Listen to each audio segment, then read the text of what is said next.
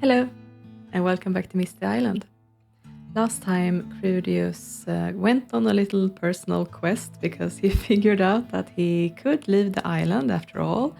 He found the key, and that was that he had to become a normal human man and forsake his magic.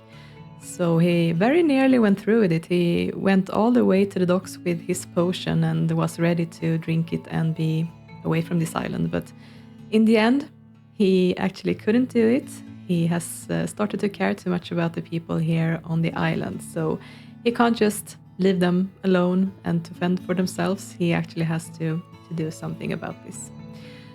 So that's where we left Krudius last time, but we're actually gonna rewind the time a little bit and go back to the point when he had just split up with Audrey. Krudius was going to look for the wolves to try to turn them back into humans, and Audrey, for her part, went to the Whitdane family to reunite with the other children, the other adults, all of them who have gathered here to sort of be united and draw strength from each other, and of course look after all of the children who don't have their parents around. So yeah, Audrey is going to just sort of spend time here while she waits for Krudius to get back. Of course, she wanted to go with him, but she had to very reluctantly admit defeat because he wouldn't bring her into that sort of dangerous situation. And she has decided to trust him, to wait here for him until he returns. So walking into the house, she can hear adults speaking here in the living room, and that's where she finds Eugene and Roger in a conversation. And of course, Bob is sitting in the corner reading here as well, not really doing much. I guess he's been banned from the kitchen since he burned the food last time. Speaking of that, walking into the kitchen as well, we can see that Norma is preparing lunch for everyone. Some nice good fish that Eugene has caught, no doubt. And also, looking out through the window here, she can see that the other children are out in the garden playing, so I guess she's going to just start by joining them.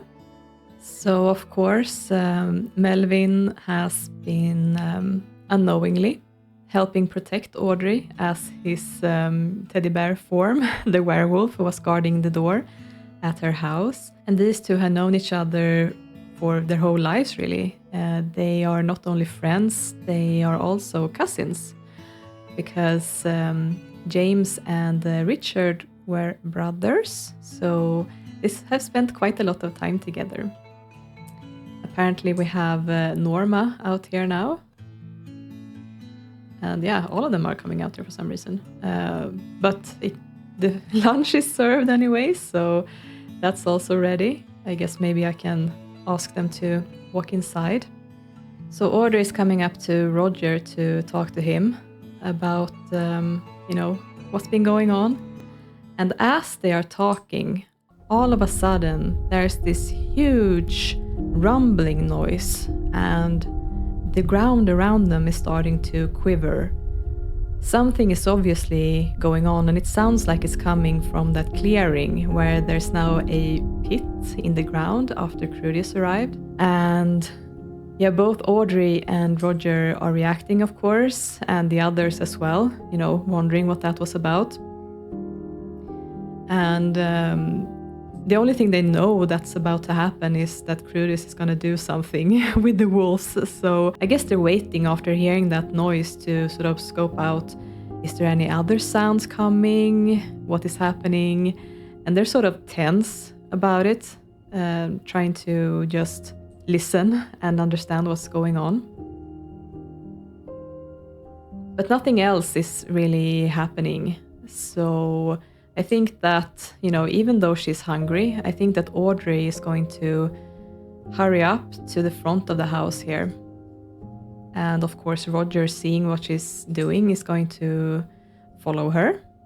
And as they are coming up to the front of the house, you can see that we have two new arrivals. We have both Carolyn and James arriving to the lot, and they are hurrying into the house because, of course, they want to reunite with their children. So they're not paying much attention to Audrey here as they keep walking into the house. And Audrey, on the other hand, isn't really paying much attention to them either, because she is just looking for Krudius. So she keeps looking out here, waiting by the road, trying to see where he is. And of course, Roger notices this and tells her to not do anything rash. He's sure that Krudius is gonna arrive. But she tells him that she's worried and that she's going to go look for Krudius, no matter what Roger is telling her. But Roger can't let that lie. He can't allow her to do that. So he's going to let her know that, I'm going to go look for Krudius then. To calm your mind, I'm sure he's completely fine. But just so you don't worry, you just stay here.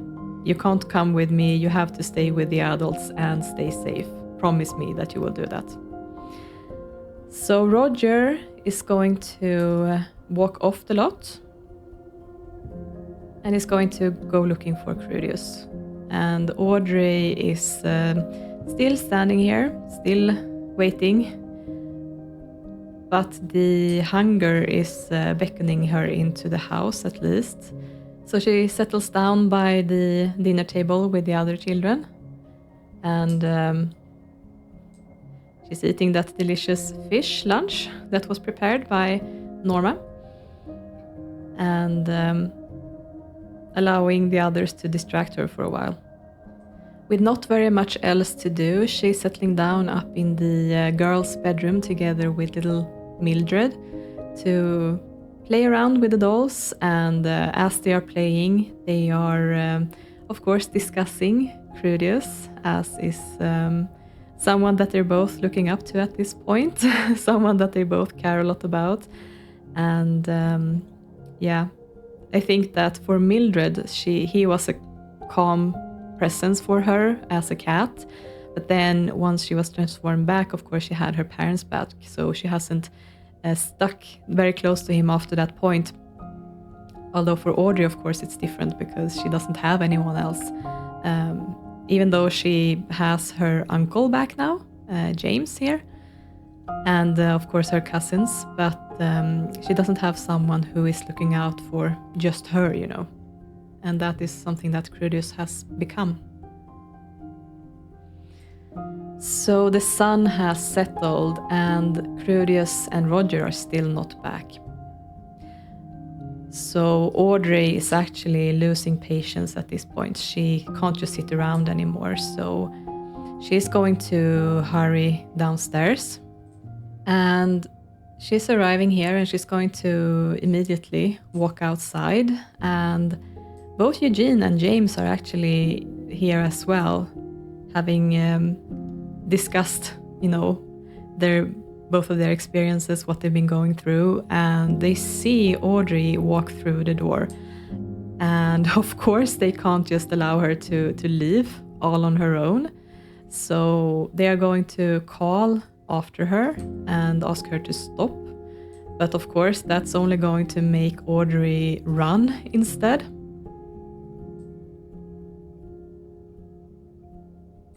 So they're going to run after her.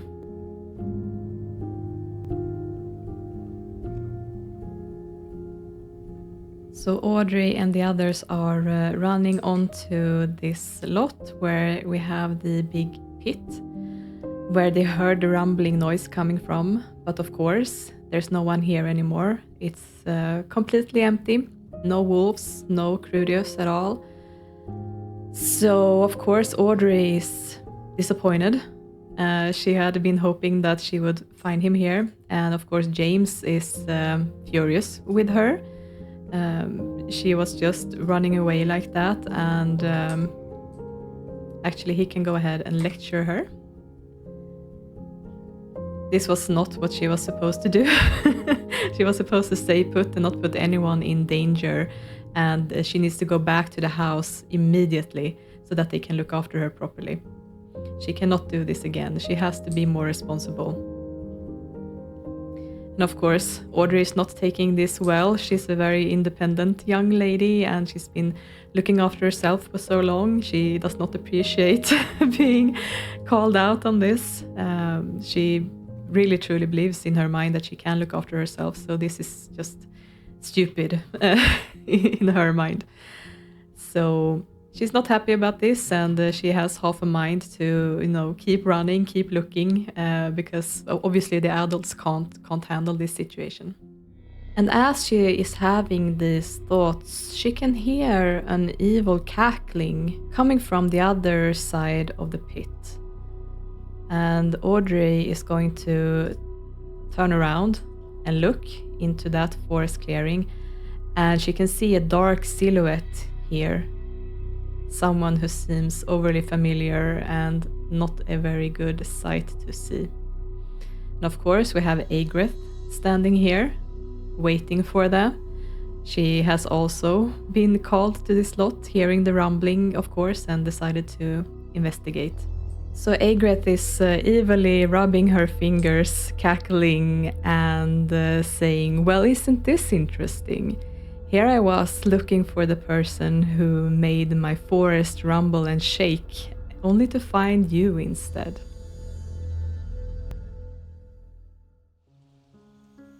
So Krudius and Roger are returning from the docks. And of course Crudus is feeling like an absolute heel after what he was about to do. So he's not been saying much, walking back to the house, and he's really just wanting to get back to Audrey and reunite and pick up where he left off and keep going with everything. However, they arrive into the house and they can at once sense that things are not quite what they were when they left last. The house is really, really quiet, except for the sound of a burning fire and someone crying in the kitchen. There's no of the normal bustling and hustling of people moving around, talking, laughing. None of that. It's completely devoid of life except for those eerie noises, you could say. So of course, hearing cries coming from the kitchen, they are heading that way. And they are finding Norma here, sitting at the table, sobbing. And yeah, of course, they are concerned at once, like, how are you doing? What's going on? And, in between sobs, in between cries, Norma gets out that things are not good. Something terrible has happened. She doesn't know what's going on.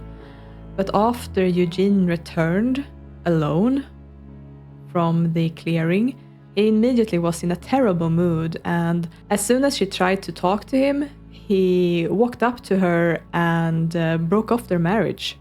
Just like that. He's only had mean things to say to her. He's berated her, told her that he doesn't love her, that he wants to have a divorce. Things are really turned for the worst, seemingly out of nowhere. Norma had no idea this was going on at all. Sure, they haven't seen each other for quite a while they're being cursed and such, but this is not as it should be. And of course she's devastated.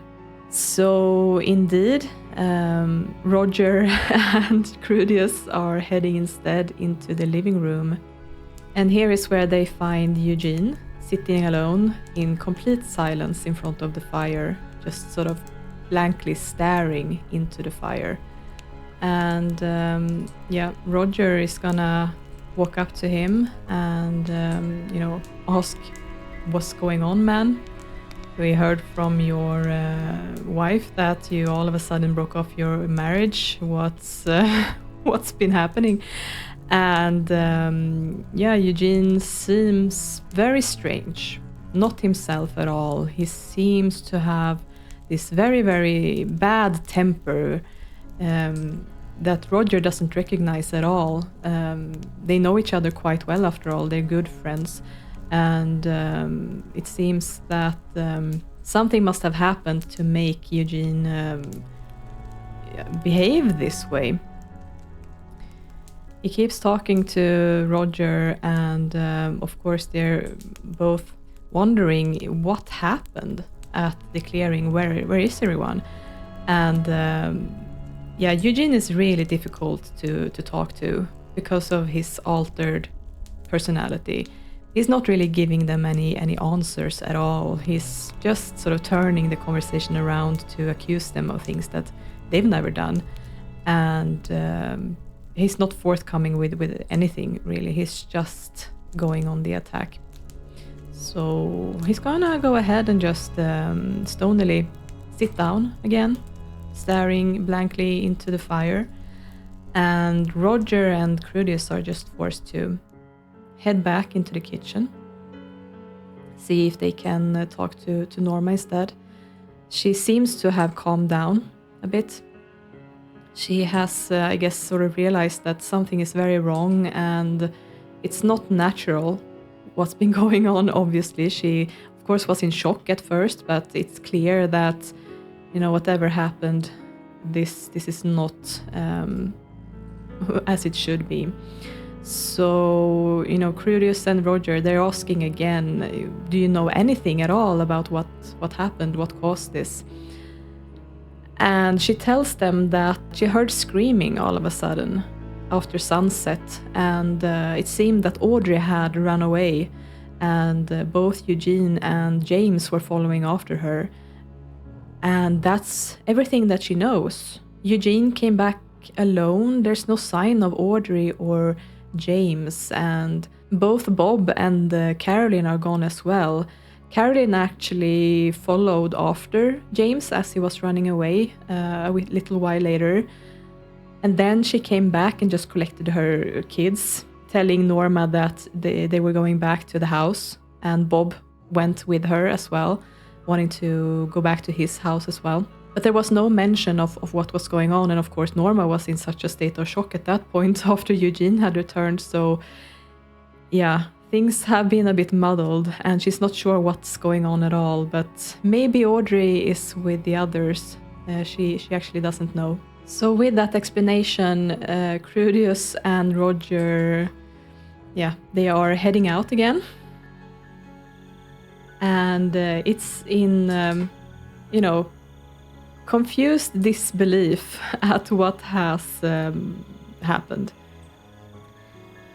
They were just gone for a little while, it seems, and all of a sudden all of these things have happened, seemingly out of nowhere. And of course they are terrified about what has been going on when they were gone. Obviously this is some sort of curse or dark magic or something that's taken over again.